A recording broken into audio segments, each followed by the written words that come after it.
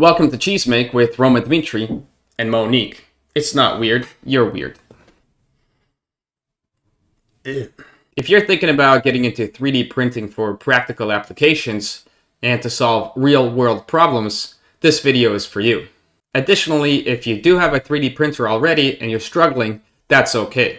The goal of this video is to give you an overview of the 3D printing process so that you can have realistic expectations and see the struggles that others are facing, including myself. Generally, 3D printing involves 3D modeling, slicing, printing, and iterating. Iterating? You're dead, Cynthia.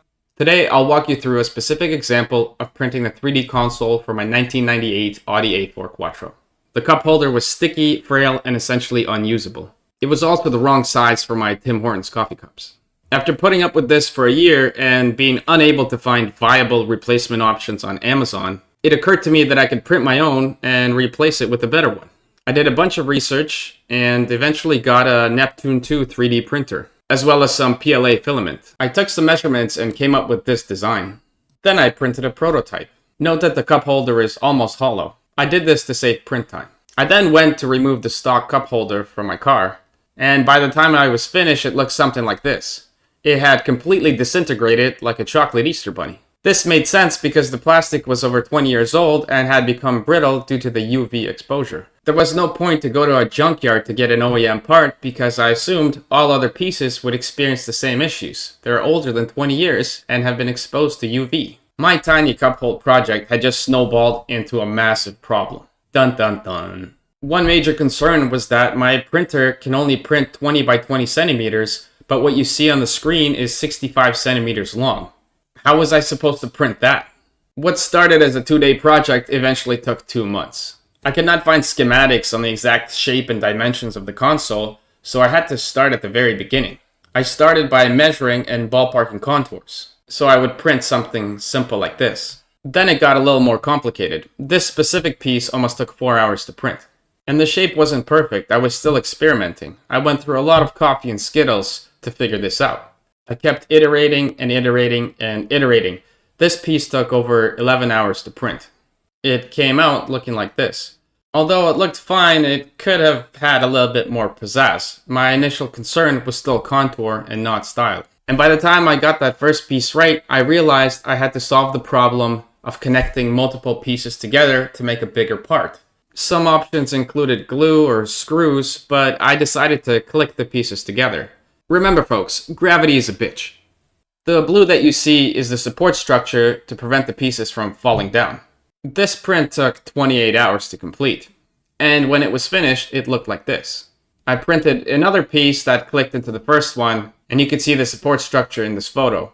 Arguably, I could have saved time by printing this upside down, but at the time I was more concerned with the aesthetics, which eventually didn't matter.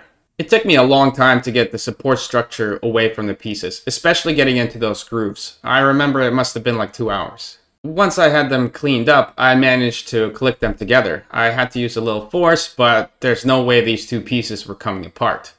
The circle you see on top is actually for a cup holder. There's a magnet underneath and another one that you'll see on top. This way I can use a single cup holder or a double cup holder, whatever I feel like. So here's what it looked like in the car. The magnets were very strong and were only pennies on Amazon. You can take corners like a rally racer and your coffee's not going anywhere. After this, I still had a long way to go, but I was confident that I could finish the project. All I had to do was print more pieces that snapped together. After a few more weeks, it was finally complete. Yes! Success! A job well done. Congratulations, you've done it again. Although it looks kind of dank in this photo, it looked quite fine when it was installed. The important note is that now I have contour dimensions, I can print this into any shape and style that I want. I now have a cup holder that works, so I consider this project a success. Now let's get into some learnings. I had always read that PLA melts at 50 degrees Celsius, but I didn't think much of it. After all, that sounds pretty high. However, I parked my car in the driveway, and I quickly learned that a hot summer day leads to a hot summer car. And 50 degrees is very reachable. The beautiful console that I had printed deformed into something like this. I took this photo today, which is 3 years later, so it didn't get any worse, but it's not as amazing as it looked on day one. This was the moment I realized that PLA is for prototypes only, and that it's time for me to get a better printer. In summary, 3D projects take time. You iterate, and iterate. Overall, this project was a success. The time was absolutely worth it, and I felt very rewarded in the end. We also learned that PLA melts in the car on a hot summer day, so if you want something practical, you're going to have to find a better material. I think ASA would have been a better choice. It's known for its UV resistance. And after I finished this project, I rewarded myself with the Snapmaker that you see behind me. It's a pretty dope machine, and I recommend you look into it once you're ready. Check out my previous video, which tells you to buy the cheapest printer that you can find, and why that's the best place to start. I hope this has been helpful. If you're experiencing any pain, just remember, we're all going through it. Enjoy it while it lasts.